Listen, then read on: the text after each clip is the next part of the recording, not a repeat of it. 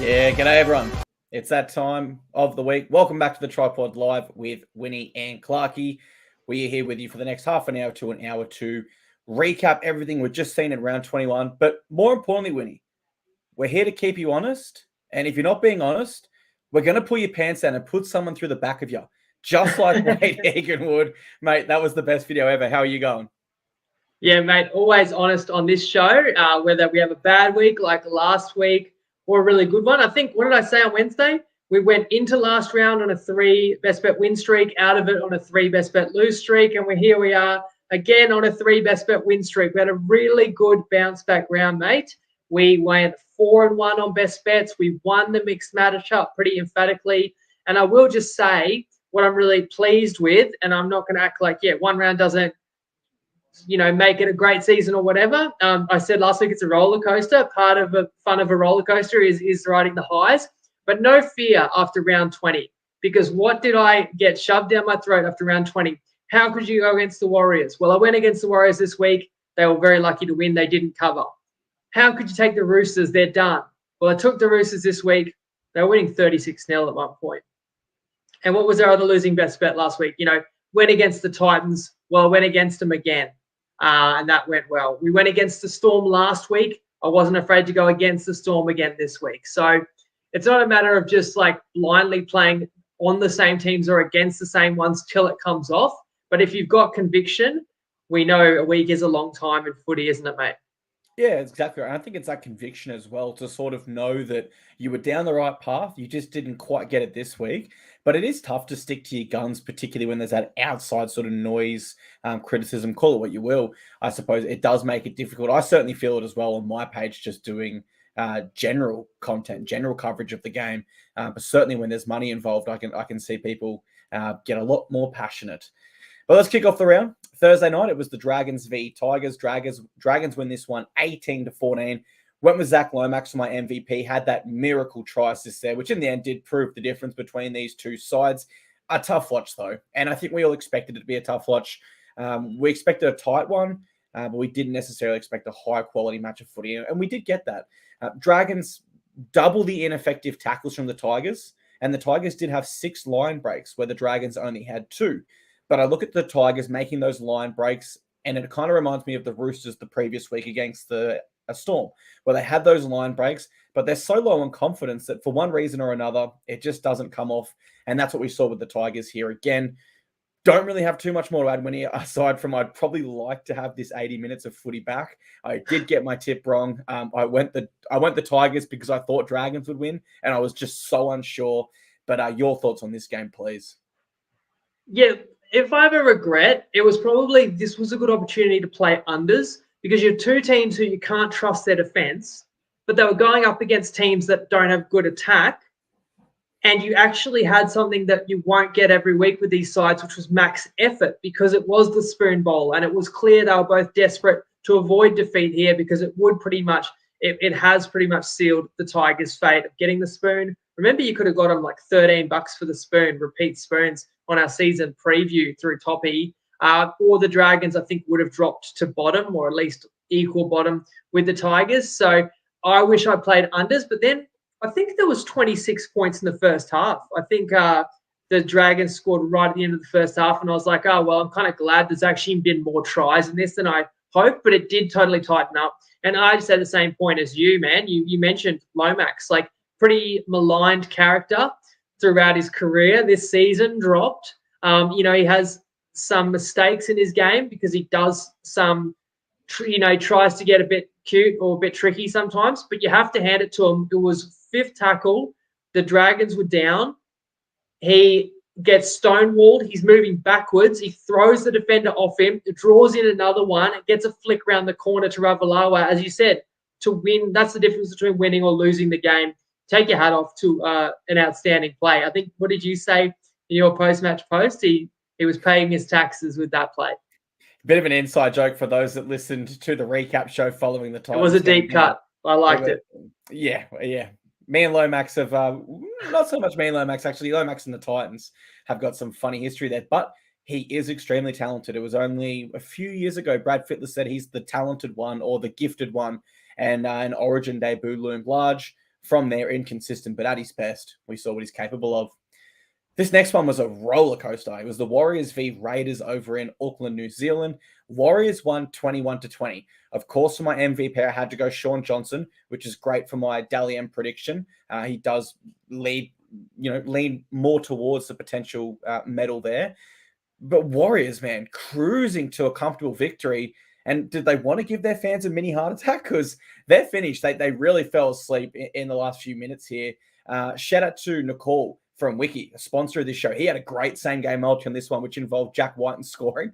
And I can imagine his reaction after his Jeremiah Nanai reaction when Whiten scored right there. But why I like this win for the Warriors, they've won under a different set of circumstances yet again. A game where the momentum was all against them, and somehow they recomposed, went again in the golden point there, and got the victory. And I think that's what makes the Warriors such a formidable side this year. They've won under so many different sets and conditions and faced adversity and still come out the other side that I'm really high on them come finals. I think it'll really, really help them, having seen a fair bit there. Downside from the game, going to go off-field, Winnie. Ricky Stewart, post-match, says the referee made the wrong call, thought Sebastian Kris was hit high and it should have been a penalty try. My only concern there is Ricky never mentions the referees when his side wins. And so if you're only going to mention an issue 50% of the time when it's against you, then clearly we can't really take that for much. So I thought that was poor form by Ricky there. Other than that, a brilliant game of footy. Happy I got my tip right, and even more happier we got our best bet 1-12 here. How did you see this one? Yeah, when you tip either team 1-12 and it goes to golden point, you can't really get it more right than that. And so we took on the Warriors, at least saying they would win 13 plus.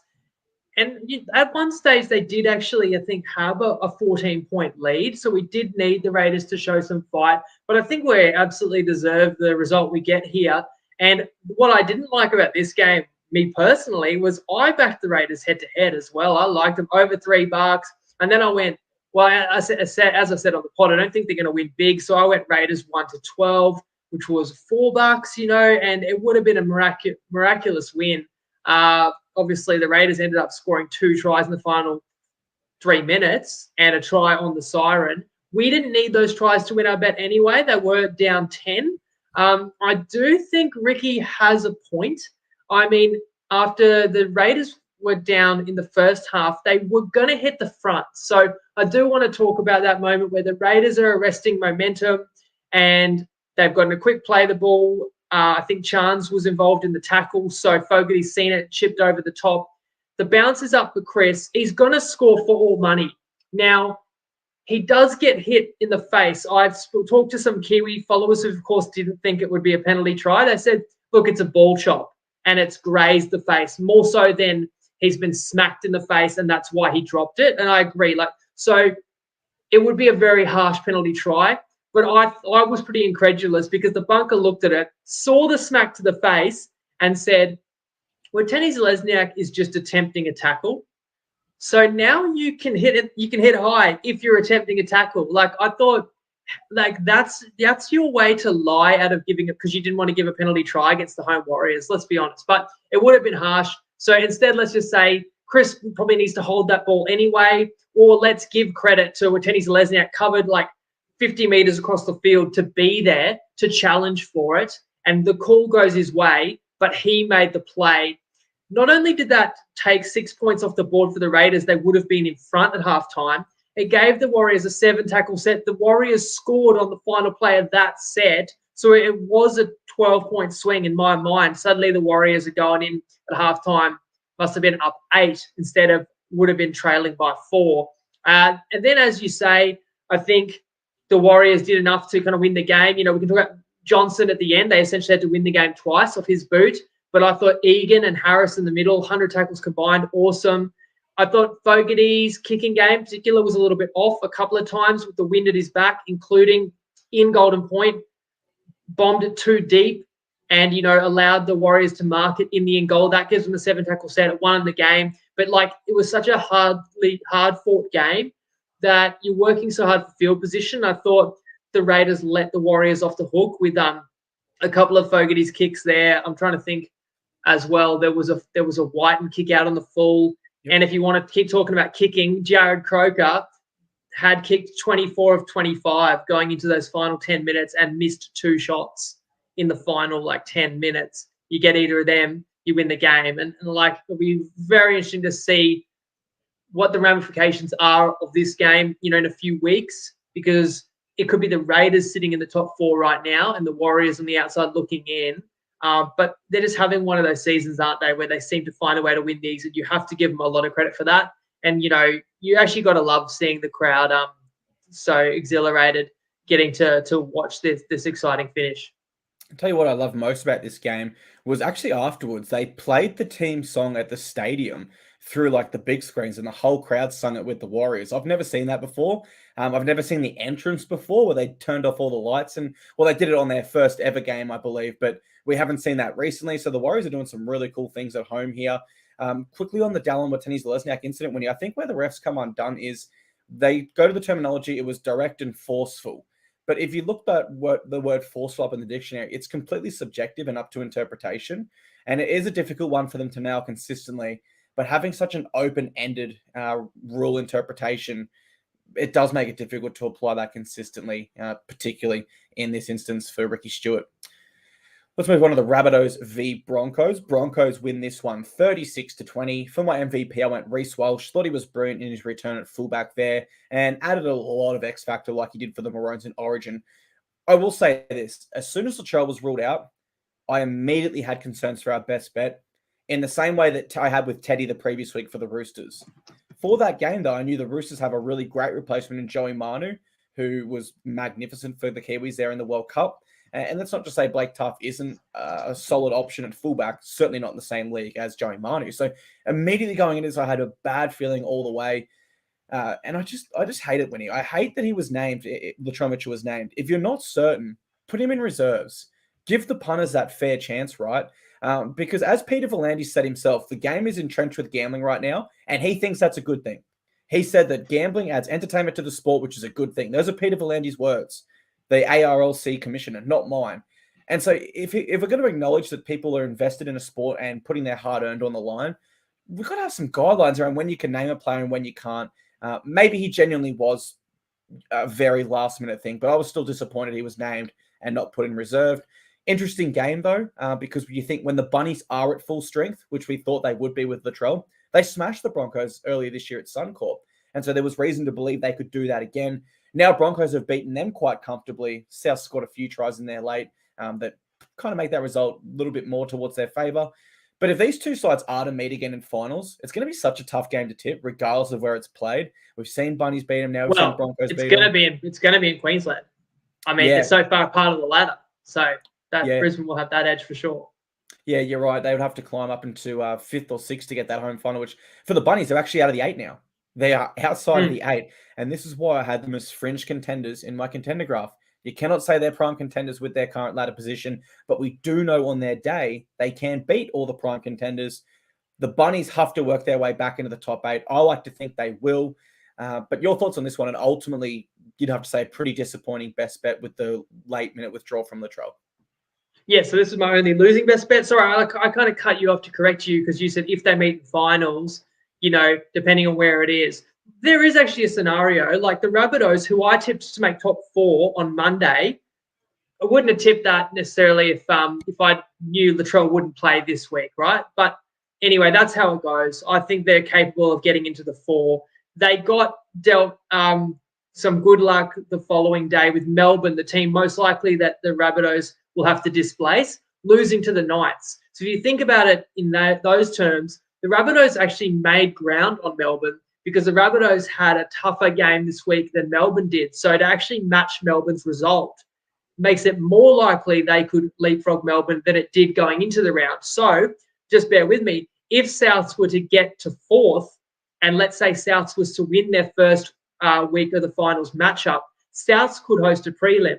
And let's just say if Brisbane finished 2nd, but lost in the first week of the finals to, New Zealand or whatever, it could actually be Souths hosting Brisbane in a prelim in Sydney. So I shouldn't, correct you and say they couldn't meet outside of Queensland. It's possible, but obviously Brisbane's going to finish higher on the ladder than Souths. Brisbane's a great side. Walsh coming back, and the difference between a player coming back from suspension is, they're going to be chomping at the bit, and that the injury is there's no injury concern. But when you betting on a team and a guy's back from injury, you don't know like how much training has he got in. Do they delay that comeback? Unfortunately, that happened with Latrell. I do say unfortunately because my 1 loss out of 5, I wouldn't have backed that had I known Latrell would be out. And more underrated, Totola got scratched just before kickoff as well. Like one of their best prop too. But what I will say is I still thought Souths would win. So I'll cop that as, if Latrell had played, I think Brisbane wins this anyway. So let's put it that way. Deserve to lose it there. The usual suspects, Payne Haas was back from injury. Carrigan was outstanding. I thought Jensen off the bench as well, making up for missing Flegler. Flegler still had a few more weeks, but when you're getting that kind of production off your bench from, some lesser heralded players, that really helps. And, Brisbane withstood a couple of sin bins. The Tapau one was bizarre. Brain explosion that helped Souths, gave them a leg up into the game, although it was actually Brisbane who I think withstood that period and then scored like within a few seconds of being back to 13. We said Walsh lit this game on fire, but Staggs as well. What a weapon he is. I want to give a shout out to Booney in the group. Now, he commented, and he is a staunch Broncos fan, so I kind of took what he said with a grain of salt, but he goes, mate, Broncos are going to win 13 plus. That's a pretty good call. But then he says, I'm calling it Broncos by 16 and Walsh to score. And then he's gone and bet exact margin 16. And so he's got the receipts. So he's called me out in the group and showed me that he said that in the comments of this show, and then he's backed it, and it's 100 to 1s type stuff. So good on you, Booney, for that one. You certainly got it right. One other thing, I want to pull back the curtain, mate, and I want to ask our followers, who's at fault here for costing the followers a winning bet, me or you? Here's the story. I liked Souths. I was negotiating with Tristan who we're going to get as options for our take on Toppy. If we bring back take on Toppy this week, Tristan offers Alex Johnston. And I'm thinking, I didn't even ask him for any others. I said to myself, Clarkie loves AJ. So I just texted you. So this is where we say, is it my fault or Clarkie's? I texted you and said, do you want AJ at top of the market odds? You just replied, nah, thanks, not that keen. And I said, no worries, because we'll never tip something disingenuously. If we don't love it, we don't tip it. Then on the pod, you said, I'm going to offer Johnston to score in this game. And in my mind, I didn't call you out at the time, but in my mind, I said, but you could have got top of the market odds on that, but you told me you didn't like it. We figured out afterwards. Why didn't you accept my offer on AJ top of the market? Well, my Titans bias slipped in. I thought you meant AJ Brimson. Very, very funny because miscommunication. Miscommunication where I actually had the Alex Johnston try scorer graphic ready to go. People were commenting on my page, wow, you got that up quick, because I was so confident he was going to score. So we absolutely missed a trick there. Hey, I want to look at the Rabbitohs run home and ask you, how many of these games do they win or lose? They've got Tigers. All Sharks. 5. You reckon they win all 5? Well, go through it for the listeners. For the listeners, I think they beat Tigers. That's up in Tamworth. Then they're in Perth against the Sharkies. Then they're in Cairns against the Dragons. They got Knights and McDonald Jones in round 25, but I think they'll get that win because next week it's a bye. So I think they'll look to that. And then after the bye, whilst they're fresh, they're back at a core state and take on their arch rivals, the Sydney Roosters. So, I reckon they'll go 5 from 5 as well. It's going to be fun. Yeah, and if they do, they will still make the 4. And with the Storm losing, there's a path where the 4 and the Sharks lost today, which we'll get to. Who's getting that 4th spot? Like, if you look at Melbourne's draw, we can't go every team, but I'm telling you, Melbourne's still got Canberra. So they've still got Para. They've still got Brisbane, right? Has Melbourne even got Penrith as well, I think? So, that 4th is up for grabs. So if you did back me with the Rabbitohs, your odds aren't as good now as your odds aren't as good as what you could get now because they did lose. But that's how it goes. Had they won, they'd be absolutely in the box seat, but it is still going to make for an exciting end to the season. You mentioned that Knights game at McDonald Jones. That could be the toughest game left on their slate. Yeah, I think so, especially with how the Knights are and actually, just while we're on that topic, I will say, though, that travel is pretty daunting. Like, as you said, Tamworth, Perth, Cairns. So, there could be a bit of attrition, even if they do win all those games to get to the 4. How much petrol will they have left in the tank? Maybe that gets offset by the fact that a lot of their best players have had a couple of games off, or Latrell more so. It's going to be very exciting. When you have to win every game, it's not a good position to be in, but I still definitely have faith in South Sydney. I just think they they ran into a red-hot Brisbane on Friday night that just deserved it more than them. Yeah, completely agree. I can't wait to watch Rabbitohs. They're such a fun side when they're on. Next 5 weeks should be good for them. One team I'm not so keen to watch over the next 5 weeks, if I'm absolutely honest, is my Titans. We lose to the Roosters 36-18. Don't let that scoreline fool you at all. We were really, really bad in this one. Teddy was my MVP. He had the 2 try assists, won himself in 238 meters. For the Titans, it must be said, optimistic me wanted to think we might galvanize over the past 3 weeks and come out with something here. But deep down, I kind of knew, and I hope I alluded to that fairly on the preview show, that we had 3 tough losses in a row that were really close. And if we had played a tiny bit better in any of those games, we could have won. And you could just kind of tell that we were trending down. We were trending down with not much momentum after that. Roosters' attack was back to where it's been in previous years, where it's dangerous no matter where they are on the field. I think in the last 2 seasons, they have scored more long-range tries than any other team. And that's when they're at their best, right? When they're all backing up, following the footy, Teddy sniffing around, as is Manu, etc.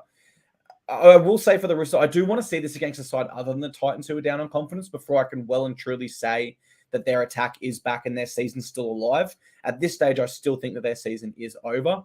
But it was the first game this year for the Roosters that I can sit here afterwards and say I was impressed. Even some of their wins this year, I have not been impressed at all. So that is a really, really positive for them. Titans, on the other hand, disappointing is an understatement. Our season's well and truly over now. We've only ever finished above 8th twice since 2007. In that time, we've also got 2 wooden spoons. We have 8 finishes in the bottom 4 during that time. So on a personal note, I am just, I guess really disappointed with another season going down the drain. But on a positive note, we did have a brilliant best bet win on this one, didn't we? Yes, and I respect that you reflected that sentiment. You often say, "Oh, I don't like your Titans best bet," even if you're kind of joking. But on Wednesday, you said, "Yeah, I can see it," and you were correcting people in the comments saying, "No, we haven't had 2 tough losses in a row. We've had 3." So they were running out of fumes. Look, you're not going to make the 8. Well, we've said this for weeks. Titans aren't going to make the 8. You might still be playing for something though. You might be playing for proving to Tino and Fafita that it's worth staying, because this was Dave Fafita's 100th game. And how did his teammates react to that? They came out and they were down 36-0. And Tino was in the box watching it. And you can't help but think, as he's watching his team get trounced at home, would I be better off somewhere else? Hey, owning a bit of a stake in a pub like Northies, it doesn't sound all that bad. Look, so I think you don't want the season to go off a cliff, because those are real stakes.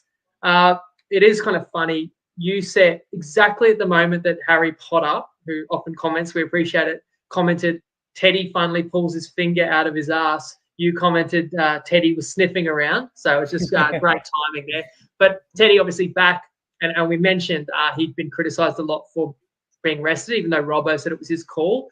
And he dominated. Roosters just clearly had that energy. I also thought the Butcher brothers have been a bright spot for the Roosters this year. They were both great. And it was just very clear the Titans were flat. And although you get these late tries, so it's not a completely embarrassing home defeat, like the score, gives the fans something who stuck around, that you didn't completely capitulate. You didn't let into like more late tries, and you scored a couple yourselves. But as I said before, it was 36-0. And my best bet was race to 20. So it doesn't come much more easier than that.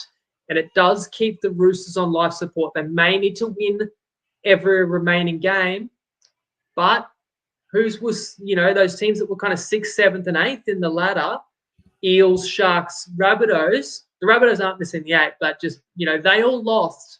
So it does just keep the teams that were kind of 10, 11, 12 that got wins, like the Roosters and maybe Manly today, just keeps them interested and keeps their fans interested, which it means you're playing meaningful footy for at least another week or 2. And for the Roosters last year, they weren't in a similar spot. They were in a slightly better spot. But from round 18 onwards, I'm just double checking now, they actually didn't lose a game. And that included wins over the Rabbitohs, Storm, 72-6 over the Tigers. They beat the Cowboys, Broncos in that time. Of course, they were eliminated first week of the finals. But I suppose if you're an optimistic Roosters fan, there is evidence there that you guys can make a late run. You literally did it 12 months ago. On life support, if I had to make the call, though, I am saying the season is over. Knights v Storm. This is a team that I said last week on the Telegraph for the Knights. I said that they are still in the hunt for the 8, and everyone disagreed. But after this win, you really can't argue it. 26-18, they get a win over the Storm at home. Had to go Kalen Ponga for my MVP, which if people saw the preview show, you know why I'm laughing now. That was his first ever win against the Storm. And I thought he would struggle in this game. So the fact he's come out and I've given him MVP, and I read out all the stats as to why the Storm should win, and they failed to do so. So it was a horrible prediction by me, horrible pick saying Ponga would have a quiet game, made even worse by the fact I blew the all or nothing challenge, losing both of my head-to-head bets in the multi for this one, actually, because Sharky's just lost. And when you can attest to this, I did say to you when I sent it through, I said, I feel like my head-to-head luck's run out, but I'm going to give it one more week. I should have trusted my gut feeling there. But yeah, in this game, Bellamy did come out afterwards and say it was the most disappointing effort he's ever seen by the Storm.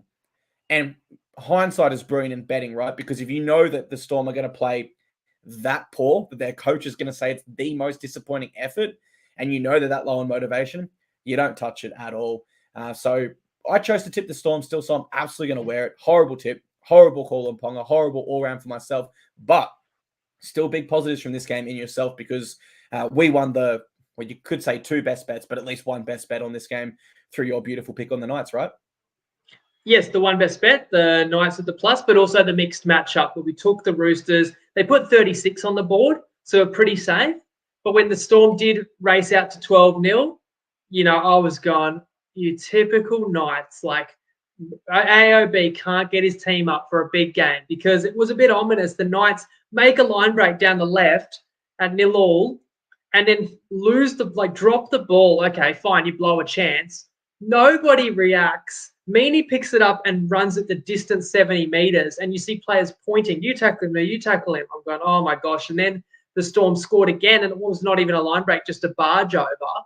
And I actually think there's moments in games where it just can go such a different direction. The Storm were on the Knights line again and got a repeat set. And I just feel like had the Storm scored then and there and got the lead to 16, 18-0, that could have been all she wrote. I don't know if the Knights would have recovered. I really felt like they had to hang in that moment just to have a chance of covering the line, let alone go on and win. The game's flipped a lot, though, because the Knights did luckily hang on and then got a couple of tries on the board. Of course, same old story, Knights can't kick the goals.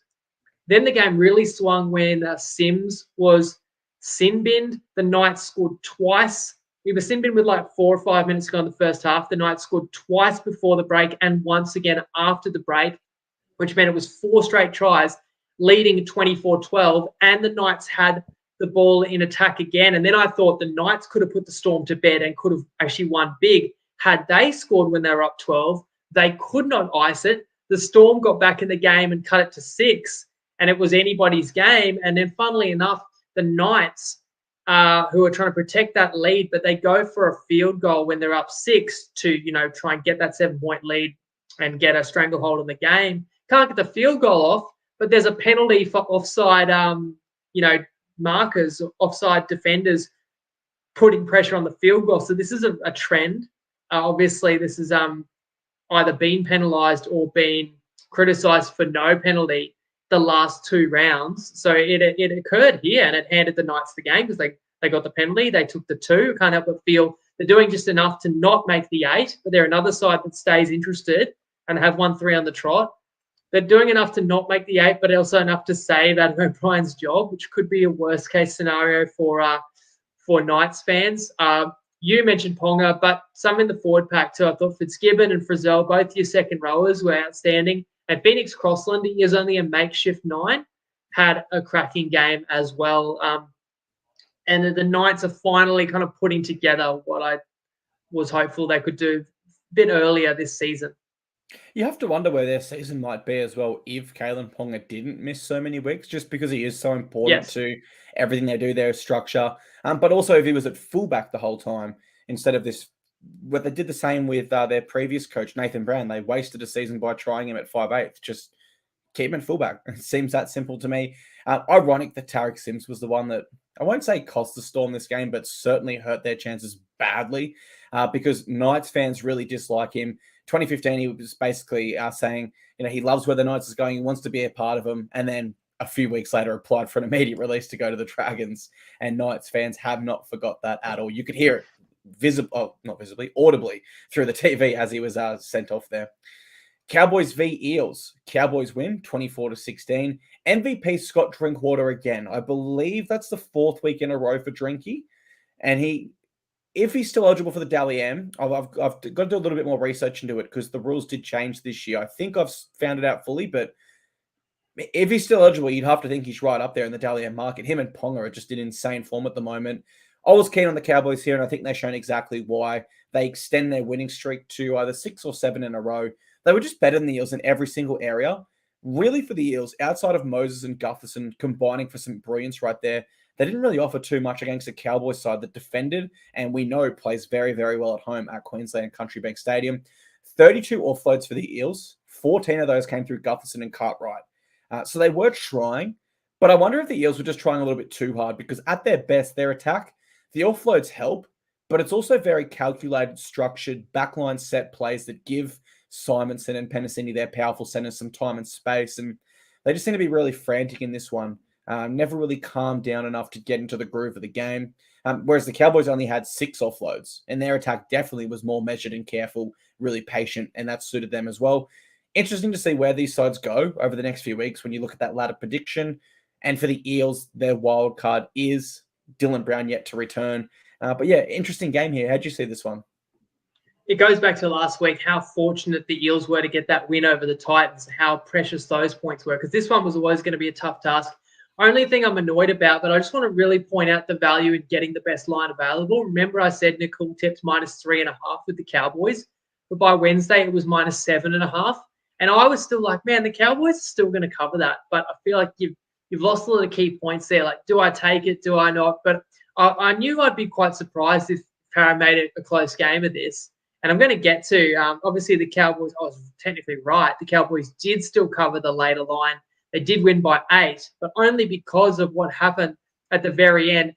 Talking about, look, the other thing that works in the Para's favour, jagging those 2 points last week, but also, as I said before, the Sharks being in a tailspin might save Parramatta. But clearly, Parramatta's can't make too many more mistakes. They got to find margin for error at this point. This game was always going to be a tough one, and the Cowboys got the jump. 3 of the first 4 tries to the Cowboys. The energy's up. They haven't lost a game since round 13. That's the main reason why Parramatta ended up with the most offloads in any game this season, because they were chasing the game. They were kind of like, oh, geez, we're pretty screwed here. Let's just pretty much play touch footy. Let's just throw it around every play because we've got nothing to lose. Let's go out swinging. And the Cowboys are kind of the opposite. They were just trying to kick to corners, back their defense. And the funny thing is, it was a little bit too little too late for the Eels, but they did get a couple of late tries kind of out of nowhere in the final 7 minutes, cut the score to 24-16. Let's just rewind. There was a controversial moment in this game. Actually, I'll ask you when I throw back to you. But what I really wanted to just mention was that the Eels went bang, bang with these tries, cut it to 8, had the running, had the ball in attack, got a penalty. And this actually happened in back-to-back games. The Storm were down 8 with 4 minutes to go, got a penalty, chose to tap and go. The Eels were down 8, got a penalty, ultimately chose to tap and go. I am a believer you take the 2 because you cut it to a 1-score game. You know exactly how long's left on the clock, and you've just got to score a try. Mind you, that try would be to tie the game. It wouldn't be to win. But the point is you're down 2 scores and you're being offered an opportunity to get one of them. If you go for it, every second that burns is between you getting 2 scores. Now, the counter argument is if you score a try, the clock stops. You're down that end. It's not easy to always get down that end. You've got momentum. The funny thing about this was the Eels signaled to the bench. The bench said go for 2. Gutho said take the 2. The ref pointed to the post, and then Moses said, no, we're not. No, we're changing it. No, we didn't say that. Changed his mind. That decides who covers the game because it was 7.5 all week apart from the early line.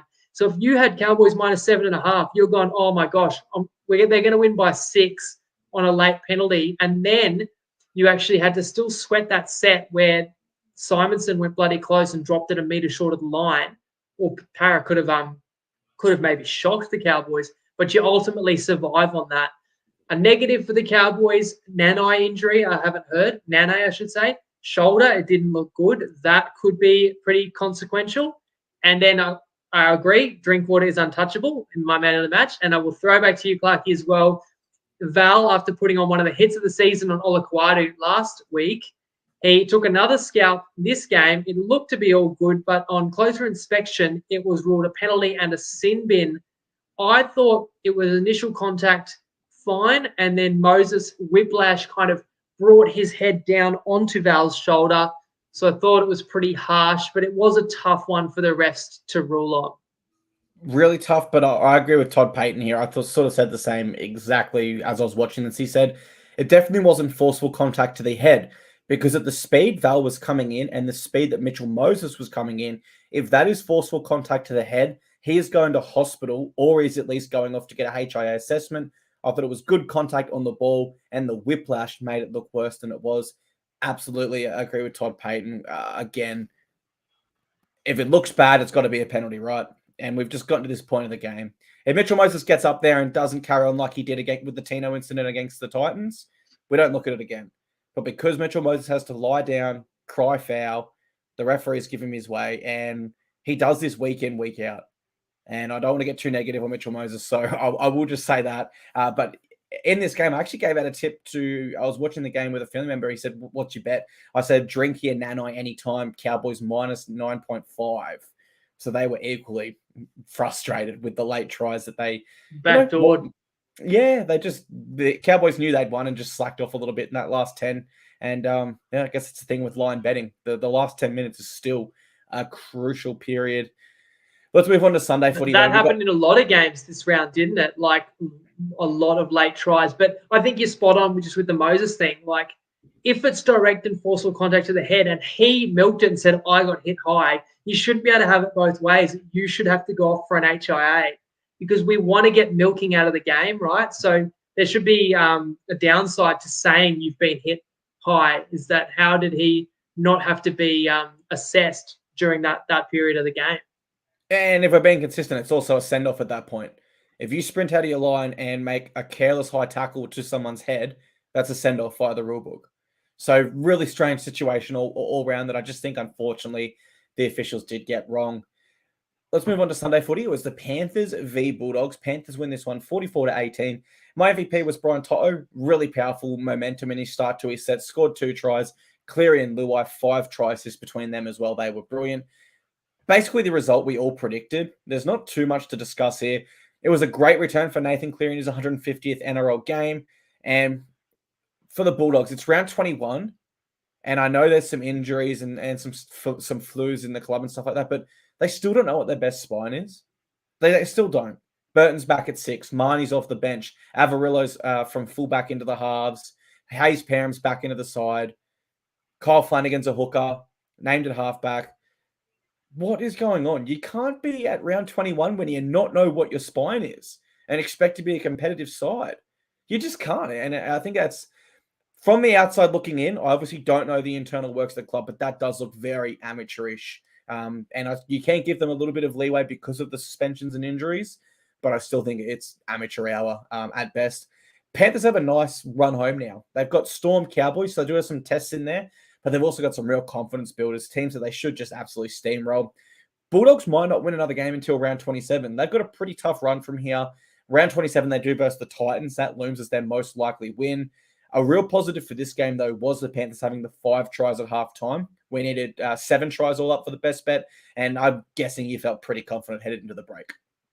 Yeah, and I felt pretty clever. Although at halftime, it was 20. I want to say it was 28-6, but it could have been 28-4 even. Yeah, 28-6. You're right. Yeah, 28-6. Right. I thought, well, I wanted to play Panthers to cover the biggest line of the year because I just felt there's no other outcome. The Panthers are going to smash the Dogs in this game. And the best line available on Wednesday night was 26.5. And I very much considered that. And then I just thought, look, the Dogs have got no chance in this one. But as I said on Wednesday, maybe they will still find some tries because they'll know they can't really win, but they'll take some risks. And I don't think they've got the toughness to hold Penrith kind of below 40 points, but maybe they could have some moments like they did against Brisbane where they still scored like 22 or 20 points even though they got flogged. And that's kind of what happened. The Dogs lost the second half. I'm doing the math now. No, yeah, they lost the second half 16-12, but they won the game 18-16 from the point they were down 28-0. So if I had played minus 26.5, this would have been, we just mentioned backdoored before in the Cowboys game. That's the ultimate backdooring. You got a team that's like a 30-point underdog, scores the final 12 points of the game, and covers the line, unless you got the very early line like Undertaker did on like Sunday night last week, or maybe Monday at best. That line was 26.5, 28.5, 30.5 I saw today. And you should be winning that because the Panthers dominated. The Panthers played a full-strength side, whereas the Dogs threatened to play Adokar and kick out, but they ultimately didn't. And you mentioned the other lineup changes. It was kind of like waving the white flag. Penrith, they just flexed their muscles. Luckily I went over 6.5 tries. And like you said, 5 in the first half. You're laughing. They got, they only needed a couple of tries second half. In the end, they got 3, but we had it won with plenty of time to spare. So I am glad that made it a 4-1 weekend. And that would have been a heartbreaker to be on the line. And comment if you were, guys. I'm sure that had to burn some people. It goes both ways. Maybe someone out there got a miracle cover with the Dogs. But it is crazy. And it's another one that just demonstrates why getting a key number can be so important. It can be the difference between winning and losing. And also the discipline, because, you lose because Bulldogs are on 44.5, but it wasn't a bad bet. Do Bulldogs deserve to cover the line? No. But just having that discipline to know, okay, that line's probably moved a bit too much just in case. And in this instance, we're sitting here thinking that I suppose a bet that's not put on is as good as a winning best bet because you keep your money in your pocket, right? It's simple as that, I suppose. Final game, and this one again would have come into play, particularly when we talk about the finishes and the Lions towards the end. Manly win 30-26 against the Sharks at PointsBet. For my MVP, I had to go Daly Cherry Evans. He had 2 try assists. He's playing great footy this year, DCE. And for Manly, they just cruised through the most of this. Sharks were extremely poor. Dare I say, the worst they've looked since they let the Warriors back in the game, way back in round whatever that was. But then they exploded late and they gave themselves a real chance. And for me, it just makes you wonder how much of what the Sharks have done this year is just them as a confidence thing. Are they a confidence side where they need to be flying and things need to be going their way to put on these great performances? And the problem they had last year for finals is the same problem they have this year, where they haven't experienced enough of winning and losing, particularly the first mention they're winning. Compare them to a side like the Warriors, who have now shown us this year they can win under all sets of circumstances. For the Sharkies, if they don't steamroll a side in the first 10 minutes, and it's tough going where there's adversity, 9 times out of 10 this year, they've gone on to lose that game. And you can't guarantee that in the finals. Anything can happen. It's a whole new competition. So for that reason, although the Sharks, this looks like a close game, this is a game they should have won. And at this stage, I really can't see them doing too much in the finals. They might be able to win week 1, Winnie, if let's say they finish 5th and first 8th, because there's the chance they steamroll them. But outside of that, I can't see them getting a tough, durable, gritty win come finals time this year, just based off what they've shown us. So I want to ask you before we get to the game, do you actually see them dropping out of the 8 altogether, or you still think the Sharkies are a finals-bound side? It's Cronulla or Parramatta that's going to miss the 8, and I give you credit. I think it had to be either last week or 2 weeks ago. I said someone good's going to miss the 8. Must have been last week, and you said Cronulla, and they were like $5 to miss the 8. But they should have been able to win this game, and we said there'll be a response, and the one massive hole in their game is they can't beat anyone good. Well, Manly's not that good, so they won't have that concern in this one. And look, I'll just read my notes that I made at halftime. The Sharks look broken. They just look completely demoralised and broken. 5 tries conceded. They were second to every loose ball. I mean, there's a kick in behind. There's at least 3 Sharks closer to it than Olukwatu, but he gets to it first. And I said, bring back Moylan, because you're going to concede 5 tries down your left side anyway. You might as well have him for the attack. these are my notes at halftime. Cronulla nearly won this game. It was insane. And I do have to wonder about a bogus forward pass call from the touchy. And Nico's usually pretty composed. He let the touchy have it as well. It's a bad call, and Katoa scores, and that gets called back. And someone mentioned there, Nico's kicks hurts them as well. He did miss a couple. The Sharks scored 3 tries in like a 5-minute period or a 4-minute period where Manly didn't touch the ball, and this lead was cut to 4 points with a full 5 minutes to go. Manly looking shell-shocked. Seabold looking sick to his stomach in the booth. The fans rapturous. And Cronulla with all the running, and Cronulla then received the kickoff and got a penalty. And Cronulla looked like they were going to win. And the commentators reminding you, it was 30-0.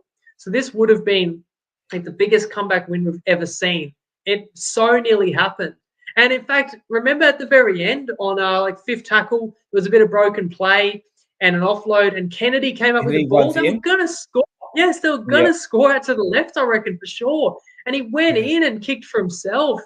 And I don't think Sharks got the ball back, basically, because they then gave away a penalty the subsequent Manly set, and Manly just clung on. So that's going to kind of double hurt Cronulla, because you get a horrible, disgraceful first half on the back of an embarrassing trip to New Zealand. And then you make this amazing comeback. It's kind of all for nothing. They can say that they can build on that. And if they can bottle up that second half, they can take it into next week. But they play Penrith next week. We've just seen Penrith's got everyone back. So good luck. So that's why, to answer your question, I say Cronulla misses the 8. I wonder if anyone agrees with me or would offer an alternative. It was a wild finish. It was exciting. Manly did show why I didn't want to go against them, because I keep saying there's something about Manly, inconsistent, but enough talent there. And that talent helped them build that lead, which they only just hung on to, but they did. And that's good for the competition, because it's an exciting finish. They're getting great games every weekend. But I want more teams. They've only got to mathematically still be alive for them to keep fighting and give us more competitive games, and that's a good thing. And you mentioned the Will Kennedy blown opportunity there. What about the set before when Ramian gets up, bats it to his winger, who would be unmarked on the wing, but his wingers come in to compete for the same ball. If he stayed on the sideline, he probably scores. Yeah, it's so strange, because as poor as Sharks were, they still should have won this game, and they should have won it based on one half of footy. So whilst they have been poor, and I kind of think they might be the team to miss out, they've still shown they've got more than enough talent there to make it happen. If they absolutely require. So just to recap our best bets for the week, we missed out on the Bunnies -3.5. We get our Knights best bet, where we had them plus 9.5 and plus 11.5 in a mechanic bet. We got the Warriors Raiders one, where we had either side 1 to 12 points. We get our race to 20 for the Roosters, and we get our Penrith Panthers over 6.5 tries. We do miss out on Clarkie's all or nothing challenge. Most importantly, the market you guys all love the most, our Top Sport mixed matchup. We nail that yet again, which puts us well into our profit for this year. And of course, we'll be back Wednesday, 6:30 p.m. with another preview show. Everything around 2022 in the NRL season. We'll hand out even more best bets and hopefully snag a few more winners for you guys. So thank you very much for your company tonight, and we look forward to seeing you again on Wednesday. Thank you very much. Thanks to you too, Clarkie, and thanks to everyone that tuned in. Have a great week. We'll see you Wednesday. Lego.